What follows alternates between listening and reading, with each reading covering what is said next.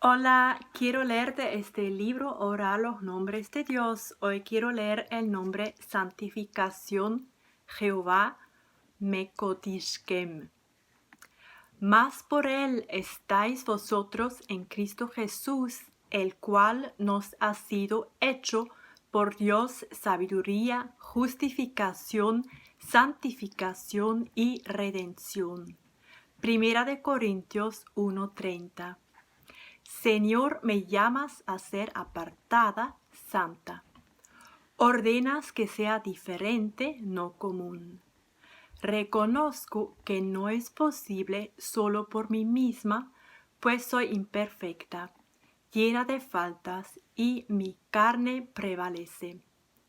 Termino viéndome como el mundo y tu diferencia no se aprecia. Pero no está todo perdido. No estoy perdida. No, he sido salva. Estoy segura, soy apartada.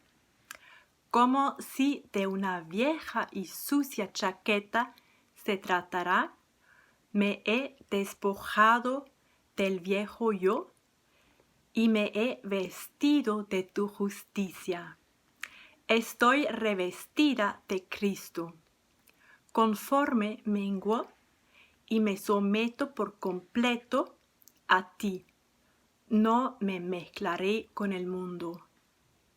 Distinta, apartada y poco común para Cristo, por causa de Cristo. Jesús, tú eres mi santificación.